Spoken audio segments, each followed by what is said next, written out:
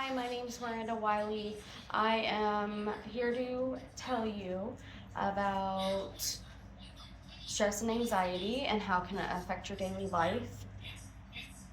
And I am happy to be here today to tell you about this subject because it is very close to me because I have dealt with anxiety and stress my whole life.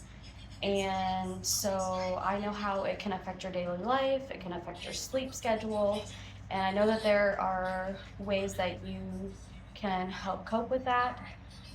And one first thing I'm going to tell you about is stress. So we all know that stress can come on because of our work or our personal lives or friends or just something, simple um, like school. School can stress people out, work can stress us out, and there's just different ways that we can cope with that by exercising, talking to somebody, whether it's family, friends, a therapist. And one way that stress and anxiety can affect your sleep is it can cause you to not go into that REM sleep where you are in a deeper sleep and that is the time that you usually get your good sleep, and you're not like tossing and turning. And stress and anxiety can cause you to toss and turn in your sleep. I actually know how that is because I have to take medication to help me get a good night's sleep so I'm not feeling anxious in the morning. And anxiety is also a part of my daily life because ever since I can remember, since I was 5 years old, I've had anxiety. My first time noticing it was when I was probably about 7 or 8 years old in second grade, and I never wanted to get on the bus to go to school. I'd have panic attacks. My parents would have to take me to school and drop me off, and I didn't learn till later that it was actually caused by a teacher that I had. She would talk really loud. It was just the way she talked. So I always felt like she was screaming at us. And I guess that caused me to have anxiety.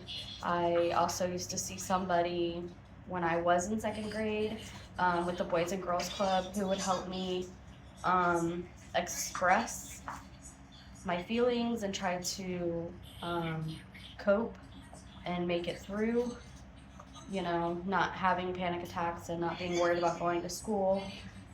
And also, in my adult life, I've experienced anxiety and depression due to, my relationships in my life and other things that have happened in my life. And I have a wonderful support system, and that is another thing that is really helpful is if you have a great support system, friends, family, psychiatrist, therapist, whatever, just somebody you can talk to. And there's different ways that you can exercise, meditate, read a book, just sit outside and just listen to nature. Stress and anxiety is a big thing for everybody, and I just want people to know that you're not alone dealing with this every day, that there are other people out there that have experienced the same things that you have, and just know that you're not alone. Everybody has their different triggers that can cause you to feel anxious. There's certain subjects that if I talk about, it can cause me to feel anxious. My heart starts racing. I start getting sweaty. And I just have to remind myself to take a few deep breaths and to sit down and close my eyes and just tell myself, you're okay.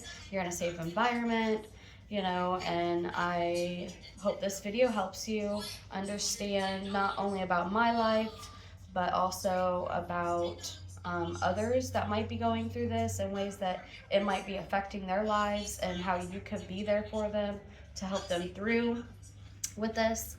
So thank you for listening and have a great day.